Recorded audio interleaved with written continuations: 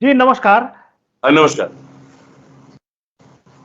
आज इस संवाद के माध्यम से एक ऐसे मुद्दे पर हम बात करने जा रहे हैं जिस पे अभी हाल में कुछ दिनों पहले भी चर्चा हो रही थी। जब परीक्षाओं के नतीजे आते हैं तो उसके साथ ही बच्चों के बीच में डिप्रेशन का माहौल भी दिखाई देता है और कुछ सुसाइड की भी घटनाएं आती हैं।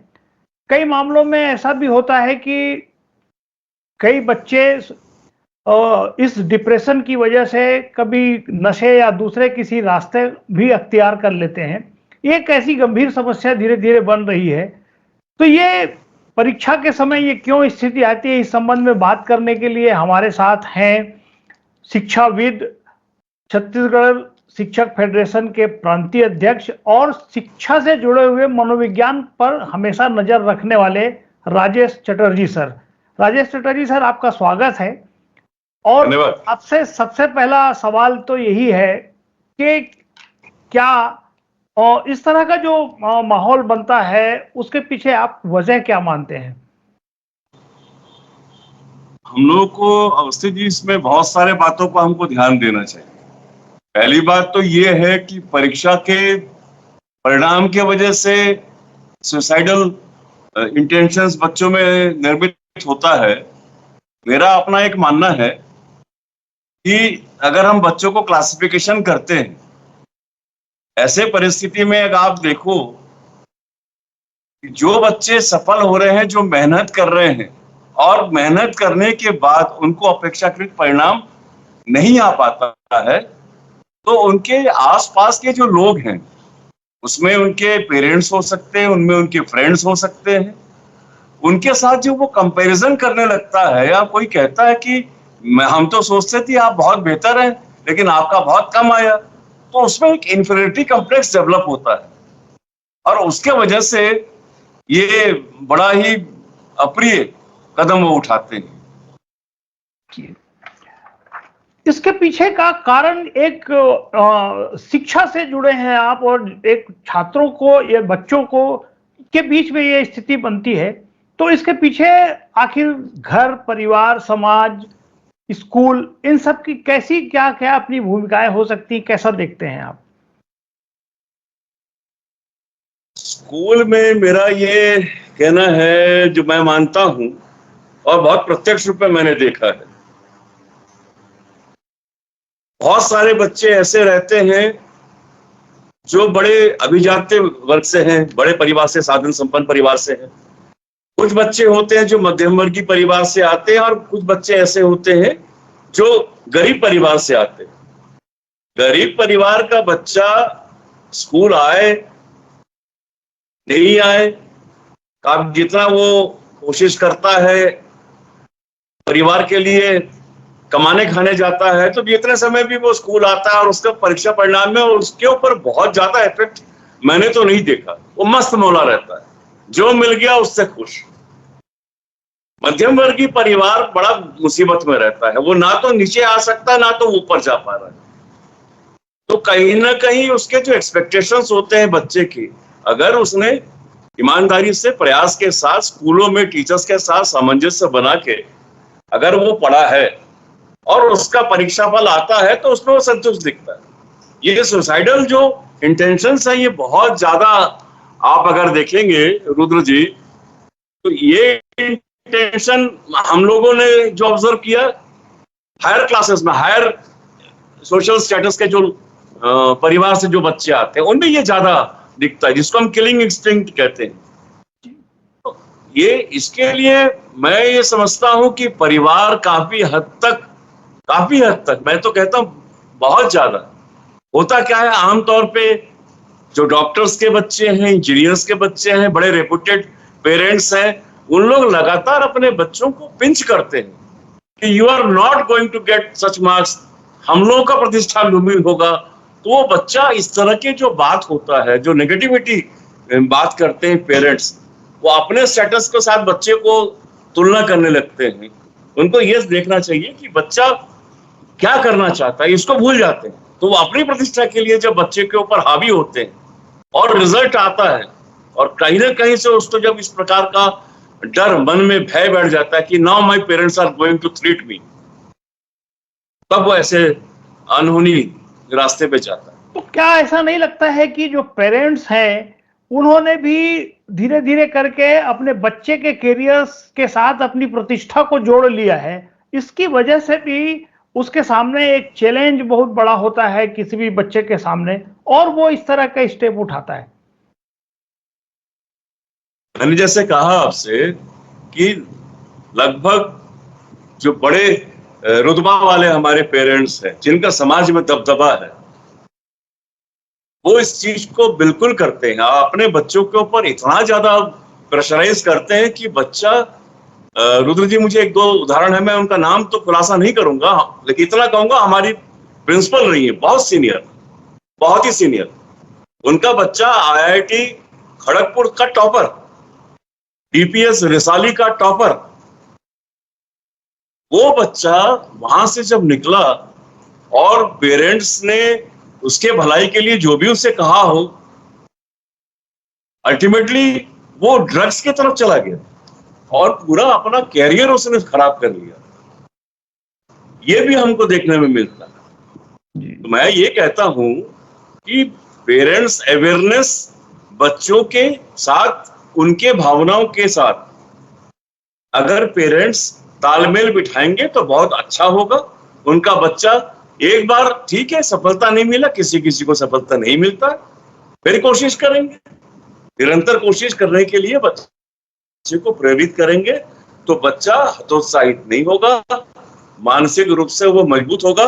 उसे लगेगा कि मेरे पेरेंट्स मेरे साथ खड़े, मेरे भाई बहन मेरे साथ खड़े, मेरा टीचर मेरे साथ खड़ा है। जब वो अकेलापन महसूस करता है, अरे ये क्या हो गया, मेरे साथ कोई नहीं है, तब वो निराश मन में इस सुसाइडल कमिट्स की ओर जाता है। आप तो इस चीज को भी तो मार्क करेंगे कि समाज में प्रतिस्पर्धा जरूरी है, लेकिन ये प्रतिस्पर्धा अभी जिस दौर में चल रही है या जिस तरह की प्रतिस्पर्धा चल रही है, वो भी इसके पीछे एक मनोवैज्ञानिक कारण बनता है बच्चों के ऊपर। प्रतिस्पर्धा तो कंपैरिजन की वजह से बनता है। आमतौर पे हम क्या करते हैं, स्कूलों में भी हमने देखा है कि हमारे टीचर्स भी हैं, जिस बच्चे से एक्सपेक्टेशंस बहुत होता है तो वो कहता है कि देख लो, देखो, एक नाम ले रहा हूं, काल्पनिक है, कि अनमोल, तुम्हारा नाम अनमोल है और तुमको साबित करके दिखाना है कि तुमको मेरिट में आना है, तुमको बहुत अच्छे नंबर से करना है, ये परीक्षा का तैयारी करना है। परिवार में जा रहा है, फिर वही वो बच्चा अपने पेरेंट्स के सामने खड़े होता है तो माँ खाना नाश्ता देते समय बोल रही है, खाना देते समय बोल रही है, पिताजी ऑफिस से लौट के बोल रहा है, तो एक कहीं ना कहीं उस बच्चे के मनोदशा में फर्क तो पड़ता है। कुछ लोग होते हैं जो मानसिक रूप से बहुत मजबूत होते हैं, वो सेटल कर लेते हैं अपने आप को या इग्नोर कर देते हैं, और कुछ बच्चे बड़े बाय हार्ट बहुत इमोशनल होते हैं। तो इमोशनल बच्चे हैं, उनको हार्ट में, दिल पे ले लेते हैं किसी बात को, और जब परीक्षा फल नहीं आता है उसके अनुरूप मेहनत बहुत करता है बच्चा, लेकिन जब पेरेंट्स का एप्रिसिएशन नहीं होगा, नहीं बेटा कोई बात नहीं, नहीं बिटिया कोई दिक्कत नहीं, बहुत आपने प्रयास किया, अगली बार फिर देखेंगे, तो इस तरह का दुर्घटना हट सकता है। इस बातचीत का तो ये संकेत मिलता है राजेश सर कि जो घर परिवार का माहौल है वो भी काफी हद तक इसके लिए जिम्मेदार है। उस स्थिति में घर परिवार या जो पेरेंट्स हैं उनके स्तर पर आपकी नजर में क्या ऐसी पहल होनी चाहिए जिससे बच्चों को डिप्रेशन से बचाया जा सके? कष्ट ये है कि स्कूलों में अगर हम 3 कैटेगरी के जो हमने बच्चों का बताया, बड़े बड़े जो स्कूल्स हैं जिनके बड़े नाम हैं, ब्रांडेड स्कूल्स हैं, वहां के पेरेंट्स आते जरूर हैं। आज पेरेंट्स आने के बाद फिर जो मध्यम वर्गीय परिवार के लोग हैं वो भी आते हैं।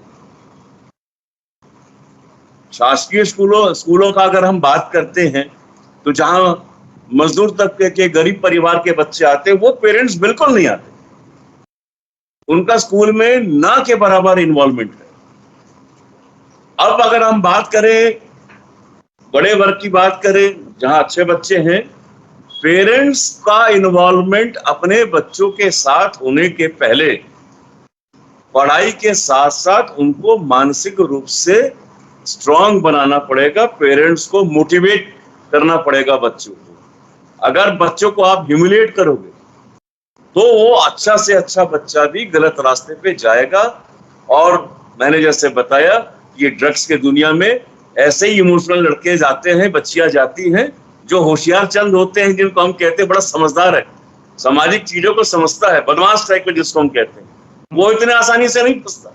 लेकिन जो इमोशनल बच्चे होते हैं, कहीं ना कहीं उसके भावनाएं आहत होती है, तो वो अपना फ्यूचर क्या होगा उसको नहीं समझता। वो वर्तमान में जीने लगता है और वर्तमान में इन चीजों का सहारा लेता है। पेरेंट्स को बहुत awareness is very must. Parents awareness सबसे ज्यादा, टीचर से ज्यादा बच्चा अगर मोटिवेट होगा तो अपने पालकों के सकारात्मक रूप से मोटिवेट होगा। टीचर्स तो पूरा कोशिश करता, कोई ऐसा स्कूल नहीं है, कोई ऐसा टीचर नहीं है जो नहीं चाहता कि मेरा जो बच्चा है ये स्टैंड करे। इस मसले पर अपन बात करते हैं तो एक चीज जरूर समझ में आती है कि जो समाज का वातावरण कैसा है। अब पूरी के पूरी दुनिया मोबाइल के चारों तरफ घिरी हुई है। ऐसे समय में लोगों का आपस में मिलना जुलना भी कम हो रहा है, कम हुआ है। आपको क्या लगता है कि इसमें अगर कोई और भी स्तर पर प्रयास होना चाहिए जिससे मेल जोल और संवाद बढ़े, बच्चों का पेरेंट्स से, टीचर से और समाज के दूसरे लोगों से, उस दिशा में भी कुछ चीज होनी चाहिए, ऐसा लगता है आपको? मुझे ऐसा लगता है कि एजुकेशन मैनेजमेंट को एक रूटीन प्रक्रिया अपनाना चाहिए और एक पॉलिसी बनना चाहिए जिसमें इंटरेक्शन विद पेरेंट्स, बच्चों के साथ कुछ ऐसे पॉलिसीज बनाए। हमारे सेक्रेटरी सर कोमल परदेसी जी इस मामले में काफी सुलझे हुए लगे मुझे। हमारी दिव्या मैडम भी काफी सुलझी लगी। तो ऐसा कुछ बनना चाहिए। यह अवस्थिति क्या है, परीक्षा परिणाम को लेके हाय तौबा करने से कुछ नहीं होगा। परीक्षा फल प्रभावित क्यों हुआ, किस लिए हुआ, इस पर टीचर्स के साथ समीक्षा बैठक अगर आप करते रहोगे तो उसका समाधान नहीं है। उसका समाधान परीक्षा के एंड समय, परीक्षा के समय नहीं है। जब जुलाई में शुरू होता है उस समय पेरेंट्स के साथ बच्चे का और टीचर्स के बीच में इंटरेक्शन होना चाहिए। जब बालक अपने टीचर्स के साथ बैठेंगे, ये धारणा है कि शाला विकास समिति है, पेरेंट्स टीचर्स मीटिंग है, हमको ये समझना पड़ेगा ये शाला स्कूल डेवलपमेंट जो बैठकें होती है पालकों के साथ, ये एक स्टैंडर्डाइज्ड स्कूल में ज्यादा होता है। हमारा बहुत बड़ा जो तबका है वो ग्रामीण क्षेत्रों में है। तो इन तमाम बातों को ध्यान में रखते हुए हमको एक स्ट्रेटेजिक प्लान बनाना चाहिए कि बच्चा किस प्रकार पढ़े, बच्चे को किस प्रकार टीचर देके किस प्रकार पढ़ाया जाए, उसकी कमजोरियां कैसी है। ये साल भर अगर वैल्यूएशन अगर हम करते रहेंगे, क्वेश्चन पेपर में और आंसर लिख के वैल्यूएशन का मैं बात नहीं कर रहा, ये हमको एक साइकोलॉजी तरीके से हमको अगर आगे बढ़ना है और बच्चे के साथ साथ उसके भविष्य की बात। मूल बात क्या होता है अवस्थी जी, एक बच्चा निराश कई मामलों से होता है।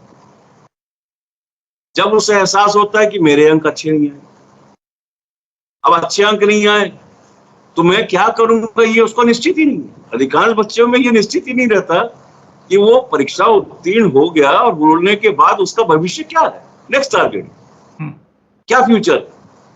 तो जब वो दोनों के बीच में सामंजस्य नहीं पाता तो निराशा उत्पन्न होता है। इस पर काम करने की जरूरत है। कई बार अपन देखते हैं कि स्कूल के स्तर पर कई बार कई एक्सपर्ट्स को बुलाकर जो समाज के कई एक्सपर्ट हैं उनको बुलाकर कुछ चर्चा की जाती है।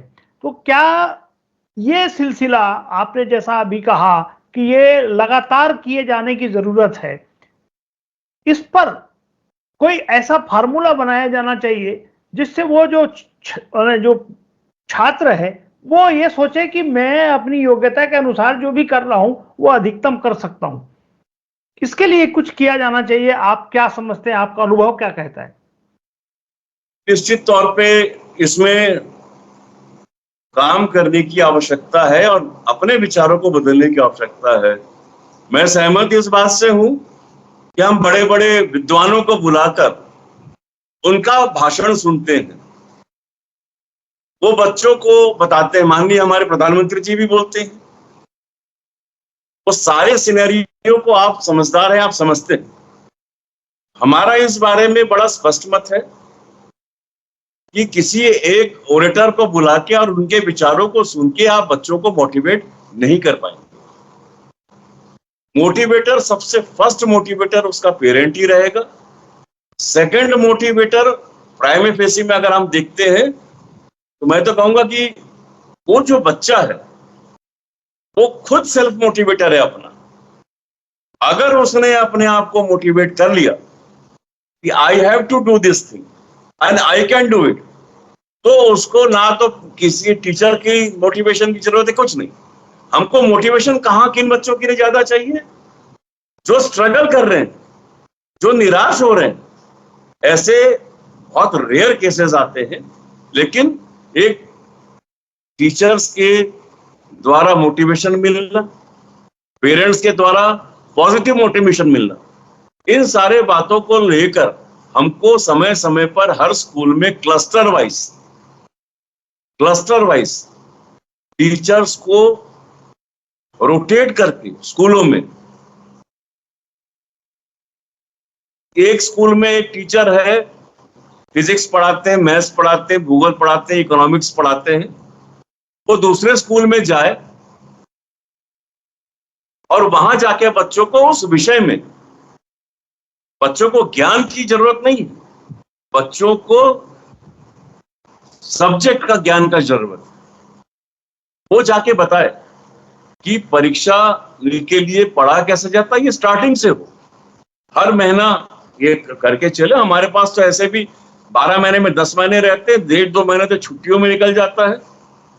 तो इन तमाम चीजों के बीच वो जब सब्जेक्ट का नॉलेज देगा, सब्जेक्ट के बारे में बताएगा, कोई उनको बच्चों को डाउट्स रहता है, और जब नया टीचर कोई देखता है ना तो कुछ समय के लिए आकर्षित हो जाता है। पुराना एक ही धर्रे में चले आ रहे, वही टीचर खड़े हो रहे हैं हमेशा, तो कहीं ना कहीं इसका भी इफेक्ट पड़ता होगा। अब बच्चे का साइकोलॉजी है, और नया नया जब चीज बच्चा देखता है तो आकर्षित होता है। आप किसी भी जगह चले जाइए, स्कूल में एनुअल फंक्शंस होते हैं, देखो बच्चे कितने धूम धड़ाके के साथ भाग लेते हैं। वो इन्वॉल्व करता है अपने आप, क्योंकि उसमें उसको नवीनता दिखाई देता है, कोई एक नवीन नया चीज है, तो उसकी जो प्रतिभा है वो उभरता है। और मेरा ये मानना है कि हर बच्चा होशियार है, हर बच्चा समझदार है, हर बच्चा काबिल है। केवल हम लोगों को मिलकर उसके काबिलियत को और उसके आत्मविश्वास को जगाने की जरूरत है। सारे मामलों का सबका समाधान नहीं हो सकता। ठीक है राजेश जी, इतने गंभीर विषय पर आपने जो सुझावात्मक ढंग से और एक इसका क्या हल होना चाहिए, इस तरह की बात आपने सामने रखी। आपने हमसे बातचीत करने के लिए समय निकाला, इसके लिए आपका बहुत बहुत धन्यवाद, आभार, नमस्कार। नमस्कार रुद्र जी, आपने भी बहुत अच्छा विषय रखा है। ये इस पर चिंतन होना चाहिए। बंद कमरे में, एसी कमरे में बैठ के शिक्षा नीति नहीं बन सकता, जमीन में आना पड़ता है और जमीन की तकलीफों को समझना पड़ता है, तब एक अच्छा नीति बन के आएगा। परिणाम चाहते हैं। धन्यवाद आपको।